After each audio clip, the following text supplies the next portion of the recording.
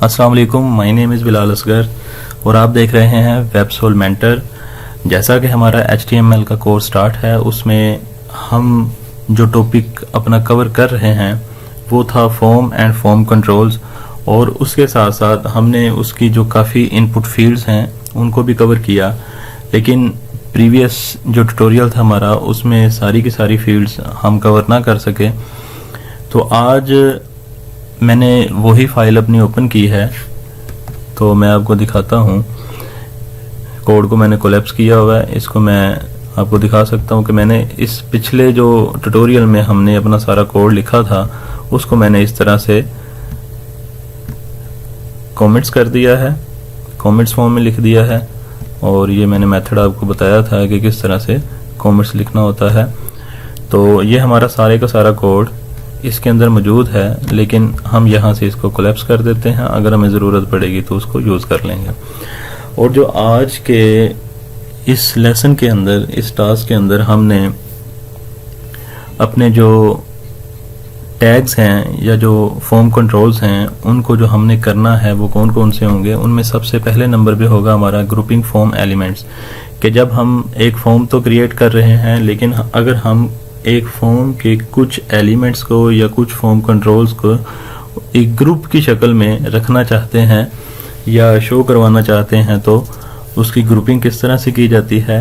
हमने जो previous method में जब फॉर्म बनाया तो इसमें आप देख सकते हैं कि हमने कोई लेबल का टैग नहीं यूज़ किया। सिंपल ओल्ड मेथड में यहाँ पे लेबल लिखा, यानी कुछ टेक्स्ट लिखा और वो एज ए लेबल वहाँ पे शो हो रहा था। तो अब हम इसमें देखेंगे कि हम ये जो सिंपल टेक्स्ट हमने लिखा था उसको लेबल किस तरह से बनाएंगे। यानी नज़र तो इस तरह से भी आ रहा था, इसमें हर्ज कोई नहीं है, लेकिन बेस्ट प्रैक्टिस के मुताबिक हमने देखना है कि बेस्ट प्रैक्टिस के मुताबिक एक अच्छा या SEO के हवाले से जो कोड है वो किस तरह से लिखा जाता है।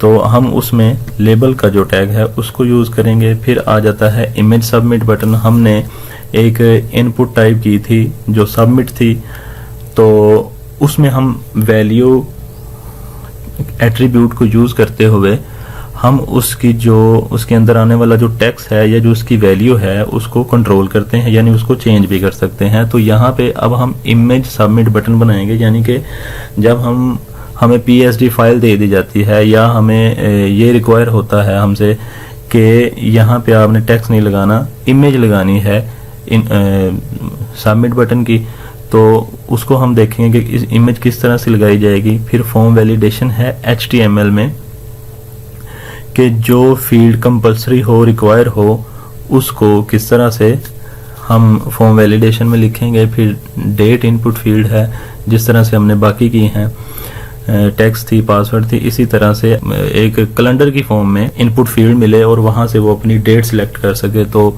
उसके लिए इनपुट फील्ड यूज होती है। फिर ईमेल है और इसी तरह से सर्च फील्ड होगी।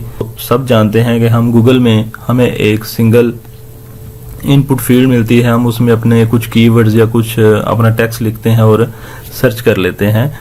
तो अब जो हिडन फील्ड है इसका मैं बता देता हूँ कि जिस तरह से जब कोई डाटा हम डेटाबेस के ऊपर स्टोर करवा रहे हैं और उसका जो रिस्पॉन्स है वो जो सर्वर की तरफ से बैक आता है, उसको अगर हमने यूज़र को शो ना करवाना हो और ज़रूरी हो कि हम वो जो है इनपुट ऐसी इनपुट में रख दिया जाए जो हिडन हो और यूज़र को वो नज़र ना आए, जबकि उसके अंदर वो वैल्यू मौजूद रहे और ज़रूरत पड़ने पे उसको बैकएंड पे यूज़ भी किया जा सके। तो जब हम मतलब PHP MySQL को स्टार्ट करेंगे तो उसमें ये चीज़ें हम इंशाल्लाह कवर कर लेंगे, नो इशू। अब हम इसको यहाँ से जो है रेज कर देते हैं और हम यहाँ से फॉर्म टैग तो पहले से यूज़ है, तो हम इसके अंदर सबसे पहले ग्रुपिंग के लिए कौन सा टैग यूज़ होता है, तो वो हम लिखते हैं फील्ड सेट। तो टैग को ओपन करेंगे, क्लोज करेंगे, फील्ड सेट लिखा, और इसमें फील्ड सेट देने के बाद अगर हमने उस ग्रुप को कोई कैप्शन देना हो, मतलब हमने फॉर्म के अंदर कुछ इनपुट फील्ड्स हैं या जो फॉर्म कंट्रोल्स हैं उनका एक ग्रुप बनाना है, तो हम चाहते हैं कि उसका कोई कैप्शन दे। तो उस कैप्शन के लिए ये होता है कि फील्ड सेट के स्टार्ट होने के फौरन बाद लेजेंड के नाम से एक टैग है उसको यूज किया जाता है। यहाँ पे लेजेंड को हम करते हैं क्लोज और इसके अंदर मैं लिख देता हूँ कॉन्टैक्ट डिटेल।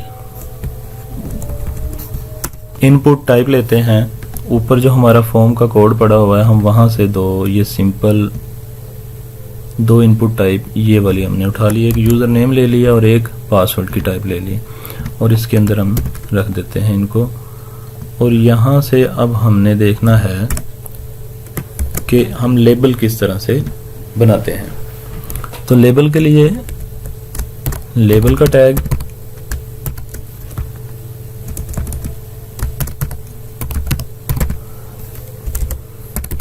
तो यहाँ आप देख सकेंगे कि अगर मैं इसको अपने इस फॉर्म वाली जो HTML की फाइल है इसमें लेके जाता हूँ तो ये हमें इस तरह से शो होगी। देखिए हमने पासवर्ड वाला जो लेबल है उसमें लेबल का टैग नहीं यूज़ किया, वो भी सेम है, और जहाँ पे हमने लेबल का टैग यूज़ कर लिया है वो भी सेम है, डिफरेंस कोई नहीं आएगा। अब इसको हमने जो बेस्ट प्रैक्टिसेस के मुताबिक देखना है कि लेबल लिखने का असल मेथड क्या है। हमने लेबल लिखा, यहाँ हम लिखेंगे फॉर, यानी किस फील्ड के लिए बन रहा है, तो हम यहाँ पे लिख लेते हैं यूजर नेम। और जब हमने इसमें फॉर यूज करना है तो फिर उस इनपुट फील्ड को हमने एक आईडी देनी है जिसमें ये वाला जो फॉर की वैल्यू है वो और जो आईडी होगी ये दोनों सेम होनी चाहिए, जिससे पता चल सके कि इस आईडी के लिए ये लेबल यूज किया जा रहा है। ठीक है, यहाँ पे हमारा नेम, आईडी और फॉर की वैल्यू तीनों सेम है। आप नेम और आईडी को डिफरेंट भी बना सकते हैं, जरूरी नहीं कि एक जैसी हो। अब लेबल बनाने का जो सेकंड मेथड होता है अब उसको देख लेते हैं। इसको किया एंटर और यहाँ पे मैं लिखता हूँ लेबल टैग स्टार्ट, और जहाँ पे इनपुट ख़त्म हो रही है वहाँ पे इसको क्लोज कर दिया। तो आप देख रहे होंगे कि इसमें मैंने क्या किया था कि लेबल का टैग पहले ओपन किया, क्लोज किया, उसके अंदर लेबल लिखा और इनपुट फील्ड जो है वो बाद में क्रिएट की। और यहाँ पे क्या हो रहा है कि लेबल का टैग स्टार्ट किया, उसके अंदर लेबल लिखा और लेबल के बाद जो है इनपुट फील्ड आ रही है और उसके बाद जो है लेबल का टैग क्लोज हो रहा है। ठीक है नाज़रीन, ये दो मेथड हैं लेबल को लिखने के। अब पहले मेथड में जब हम लेबल को सेपरेट क्रिएट करते हैं तो उसमें हमने इस फॉर के फॉर एट्रीब्यूट को यूज किया और इनपुट फील्ड के अंदर आईडी को यूज किया और इनकी वैल्यू दोनों को सेम रखनी है। अब इसके अंदर जो है जब लेबल हमने यूज करना है, क्योंकि लेबल के अंदर ही हमारी इनपुट टाइप आ रही है या इनपुट फील्ड आ रही है, तो तब हमें इसके अंदर फॉर और इसके अंदर आईडी लिखने की जरूरत नहीं होती। तो ये हमारे दो मेथड थे लेबल को लिखने के। अब लेबल के बाद हम आ जाते हैं कि हमने सबमिट का जो एक बटन बनाया था या सबमिट टाइप बनाई थी हमने इनपुट के हवाले से, तो अब हम उसको यूज करते हैं इमेज के साथ।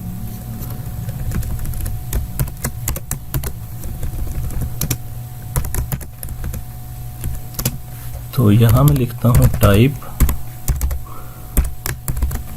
आ जाएगी इमेज, और इसके बाद उसका जो सोर्स है, सोर्स मतलब कि जिस सोर्स से, जिस मीडियम से हमने उसको लेना है।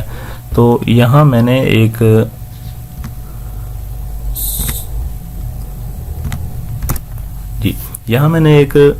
सबमिट नाम का या सबमिट नाउ के नाम से एक इमेज रखा हुआ है, PNG ये फाइल है, तो इसको मैं यहाँ पे इंक्लूड करवा दूंगा। और इसमें नाजरीन जो इसका नाम है वो है सबमिट और इसकी जो एक्सटेंशन है वो है PNG, और इसको हमने किया कंट्रोल S। अब हम अपने जाते हैं ब्राउज़र में और यहाँ से हम करते हैं रीलोड, और ये नाज़रीन आप देख रहे हैं कि यहाँ पे सबमिट तो आ रहा है लेकिन इमेज नहीं आ रही। तो इसका मतलब है हमने कहीं पे गड़बड़ की है। तो हम अपने सोर्स को देख लेते हैं कि हमने यहाँ पे इमेजेस नाम का जो फोल्डर है वो नहीं लिखा, जिसकी वजह से वो शो नहीं हो रही। तो ये देख रहे हैं, देखें नाज़रीन कि सबमिट नाउ, ये जो इमेज थी हमारी वो यहाँ पे आ रही है, और जब मैं इसके ऊपर माउस को लेके आता हूँ तो इसके ऊपर जो होवर इफेक्ट आ रहा है, क्लिकेबल इफेक्ट आ रहा है, वो भी बन रहा है। अब हम इसके इसी टैग के अंदर रहते हुए हम इसकी जो विड्थ है उसको कम या ज़्यादा कर सकते हैं। 100 कर लिया, और यहाँ से इसकी जो हाइट है उसको कर लेते हैं 30 पिक्सल, और इसको किया रीलोड, और ये देखें हम इसकी लेंथ विड्थ को कंट्रोल भी कर सकते हैं। और इसके साथ मैं यहाँ पे इसको लाइन ब्रेक करके नीचे ले जाता हूँ। अब नाजरीन हमारा ये काम भी हो गया। अब इसके साथ हम ये देख लेते हैं कि अगर हमें हिडन इनपुट की ज़रूरत हो तो हम उसको किस तरह से क्रिएट करते हैं। इसी को ले लेते हैं, कॉपी कर लेते हैं ताकि समझने में थोड़ी आसानी हो जाए। हम इस ब्रेक को भी ले लेते हैं, BR टैग कोर्स आर में इनपुट टाइप, और यहाँ पे किया मैंने पेस्ट। अब सारे का सारा हमें पता है कि हमने इमेज इनपुट टाइप बनाई है, उसके अंदर जो रिसोर्स है वो भी हमारा रन हो रहा है, यानी वर्क कर रहा है। हम इसको दोबारा से चेक कर लेते हैं। मैंने किया इसको रीलोड, और ये हमारे पास इमेज आ रहा है। 2 बार हमने लिखा है तो इसको 2 बार ही होना चाहिए था। सेव करके देखते हैं, फिर रीलोड करते हैं। ये देखें नाजरीन, सेव नहीं किया था जिसकी वजह से जो दूसरी इमेज का टैग है वो यहाँ पे शो नहीं हो रहा था। तो पहले में हमने सबमिट नाउ बटन आ गया, दूसरा भी हमारा वैसे ही आ गया, वो इमेज टाइप है। अगर मैं यहाँ पे सिंपल क्या करता हूँ, इमेज की जगह पे हिडन लिख देता हूँ, तो ये जो हमारा टैग है ये मतलब कोड के अंदर भी रहेगा, और ये हमारे जो फाइल रन होगी उस कोड के अंदर भी रहेगा, लेकिन जो इसकी मतलब फ्रंट एंड पे जो वैल्यू है वो शो नहीं होगी। तो मैं इसको रीलोड करता हूं तो नाजरीन आपने देखा होगा कि यहाँ पे 2 बटन थे, अब एक बटन जो है वो हिडन हो गया। हम इसकी वैल्यू को देखते हैं क्या कि यहाँ पे दोनों वैल्यू हमें नज़र आती हैं या नहीं आती। तो नाजरीन मैंने इसको इंस्पेक्ट किया, और इंस्पेक्ट के अंदर हम देखते हैं ये हमारी है फील्ड सेट। फील्ड सेट के अंदर ये देखें नाजरीन कि पहले में इमेज आ रहा है और दूसरे में भी इमेज आ रहा है, लेकिन जबकि हमने टाइप दी है उसकी हिडन, तो हिडन होने की वजह से वो यहाँ पे शो नहीं हो रहा। देखें हम इसके ऊपर होवर करते हैं तो हमें नज़र नहीं आएगा, लेकिन जब हम जैसे ही इस पे करते हैं तो वो बताता है कि इस इनपुट टाइप के क्या विड्थ है और क्या इसकी हाइट है। तो नाज़रीन हमारा हिडन का जो फील्ड है ये भी हो गया। अब हम चलते हैं अपने नेक्स्ट जो हमारा है फॉर्म वैलिडेशन का। तो फॉर्म वैलिडेशन जनाब क्या होता है कि जो हमारी इनपुट टाइप यूज़ हुई हैं, मतलब हमने कहीं पे पासवर्ड देना है, हमने कहीं पे अपना यूज़र नेम देना है और कहीं पे लॉगिन करना है। तो देखें आप अगर किसी फेसबुक अकाउंट पे लॉगिन होना चाह रहे हैं तो उसमें जो 2 चीज़ें रिक्वायर हैं वो कंपलसरी हैं, आपको देनी पड़ती हैं, जैसे यूज़र नेम है उसका या ईमेल एड्रेस है और उसके साथ जो पासवर्ड है, ये दोनों चीज़ें। तो उनको रिक्वायर कैसे बनाया जाए। अब फॉर्म वैलिडेशन ये सिंपल है HTML में। जब हम जाएंगे jQuery में तो हम फिर वहाँ पे jQuery के लिहाज से देखेंगे कि किस तरह से हम उसको बेहतर अंदाज में फॉर्म वैलिडेशन को क्रिएट कर सकते हैं। तो यहाँ पे सिंपल हमने क्या करना होता है, एक रिक्वायर्ड इक्वल टू रिक्वायर्ड इस नाम से एट्रीब्यूट यूज होता है। इसी को हम यहाँ से कॉपी कर लेते हैं और कॉपी करके हम पासवर्ड में ले आते हैं। यहाँ पे किया पेस्ट, और क्योंकि अभी हमारी सिर्फ 2 ही इनपुट हैं तो 2 में हमने इसको लिख दिया। अब हम चलते हैं अपने ब्राउज़र में और यहाँ पे इसको करते हैं रीलोड। ठीक है नाज़रीन। अब जब मैं इसके ऊपर सबमिट के ऊपर क्लिक करूंगा तो हमें यहाँ पे एक मैसेज मिलेगा जी, please fill out this field. अब जैसे ही मैं इसके अंदर यूजर नेम लिखता हूँ, वेबसोल मेंटर लिख देते हैं, क्योंकि अब ये हमने इसकी जो मैक्स लेंथ दी है वो कितनी दी हुई है 10, तो वो 10 कैरेक्टर आगे हैं, उससे आगे वो नहीं लिख रहा। अब मैं इसको फिर करने की कोशिश करता हूँ सबमिट, तो अब वो इसको बता रहा है कि आपने ऊपर वाली जो फील्ड है वो तो फिलअप कर दी, लेकिन ये भी रिक्वायर है, यहाँ पे भी मैसेज आ रहा है फिल आउट दिस फील्ड, कि अब इसको भी करेंगे, यहाँ पे कोई पासवर्ड देंगे तो फिर इस पे क्लिक करेंगे तो नाज़रीन वो फिर उस पे एक्शन लेगा। तो ये हमारा हो गया जो वैलिडेशन के हवाले से एट्रीब्यूट था, वो भी हमने देख लिया। अब हम जो है इसमें डेट को देखते हैं कि डेट का जो एट्रीब्यूट है, यानी कि जो डेट का इनपुट फील्ड है, उसको किस तरह से लिखा जाता है। तो सिंपल है, हम कोई भी यहाँ से ले सकते हैं, कॉपी कर लिया, यहाँ पे इसको पेस्ट कर लिया, और इसके साथ बल्कि हम ऐसा करते हैं, हम इसको थोड़ा सा अच्छे से बनाते हैं, हम लेबल लेते हैं और साथ में डेट का इनपुट फील्ड बनाते हैं। तो यहाँ पे हम लिखेंगे इनपुट टाइप क्या होगी, इनपुट टाइप हम लिखेंगे डेट, और नाम की ज़रूरत तो नहीं है, चले हम नाम भी लिख लेते हैं, नाम भी लिख लिया, लॉगिन डेट के यूज़र की लॉगिन होने की डेट क्या है, साइज़ और मैक्स लेंथ की इसमें ज़रूरत नहीं, रिक्वायर की जो है वो हम रख लेते हैं, और इसी तरह से इसको भी चेंज कर लेते हैं, लॉगिन डेट, ये भी हो गया। अब इसी के साथ हम देख लेते हैं ईमेल को भी, और दोनों की हम आउटपुट जो है वो इकट्ठी देख लेंगे। सिंपल करना क्या है, सिर्फ ये चेंज करना है ईमेल, ईमेल लिखा, तो अब ये रिक्वायर यही होगा कि इसके अंदर ईमेल एड्रेस को एंटर किया जाए। लॉगिन या यूज़र ईमेल लिखते हैं हम यहाँ पे, नेम यूज़र ईमेल, और रिक्वायर कर दिया इसको, लेबल चेंज किया, ईमेल लिख दिया, कंट्रोल एस किया, ब्राउज़र में चलते हैं, यहाँ पे आगे इसको किया रीलोड। तो नाज़रीन ये हमें दो फील्ड मिल रहे हैं।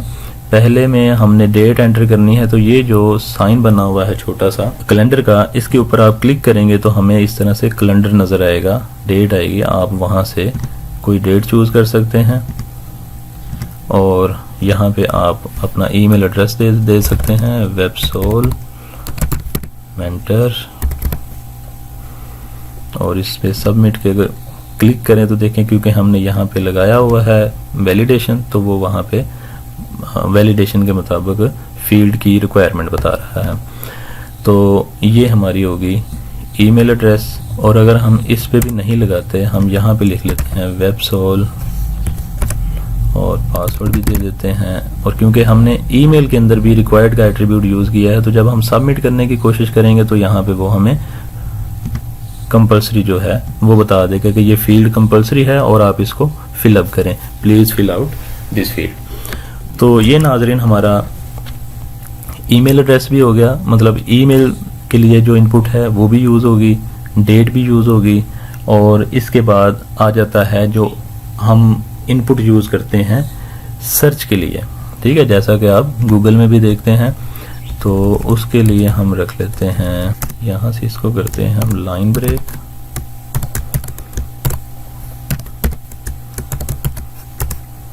और इसके अंदर हम लेके आते हैं सर्च को। तो सर्च के लिए हम सिंपल इनपुट रखते हैं, क्योंकि मोस्टली यही देखा जाता है कि इनपुट में लेबल नहीं होता, सिर्फ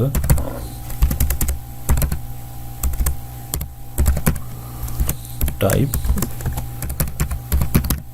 सर्च, और सर्च के बाद हम ले लेते हैं नेम,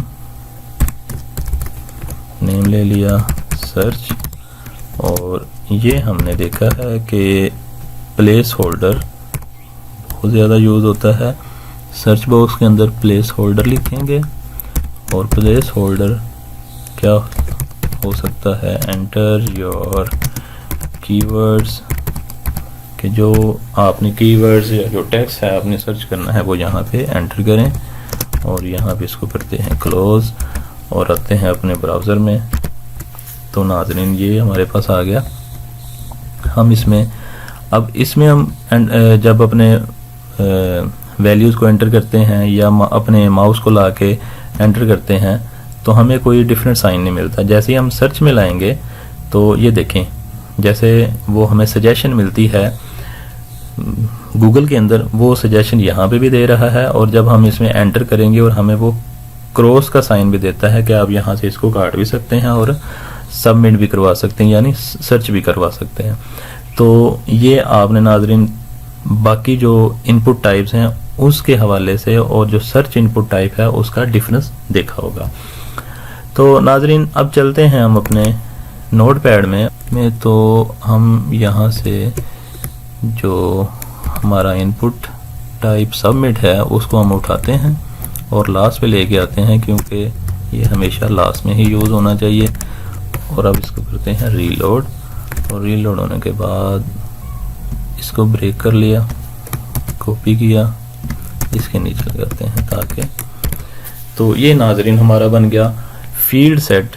किसी फॉर्म के हवाले से अगर हम एक फॉर्म बना रहे हैं और उसके अंदर डिफरेंट जो है फील्ड्स को यूज़ करना है और हम चाहते हैं उनका एक ग्रुप बन जाए, और अगर ग्रुप बनाने के बाद हम ये डिसाइड करते हैं कि उसका कैप्शन दे दिया जाए तो कैप्शन के लिए लेजेंड का जो टैग है उसको यूज़ किया जाएगा। तो नाज़रीन आज का हमारा ये जो टास्क था या जो आज का हमारा ये जो टॉपिक था वो यहाँ पे कवर करते हैं उसको, और नेक्स्ट जो है हम इसमें मज़ीद अगर कोई टैग रह गया या कोई एट्रीब्यूट रह गया हुआ तो वो मैं नेक्स्ट ट्यूटोरियल के अंदर उसको हम डिस्कस कर लेंगे, और उसके साथ साथ हम अपने जो नेक्स्ट टॉपिक होगा उसको कवर करेंगे। तो तब तक के लिए अल्लाह हाफिज़।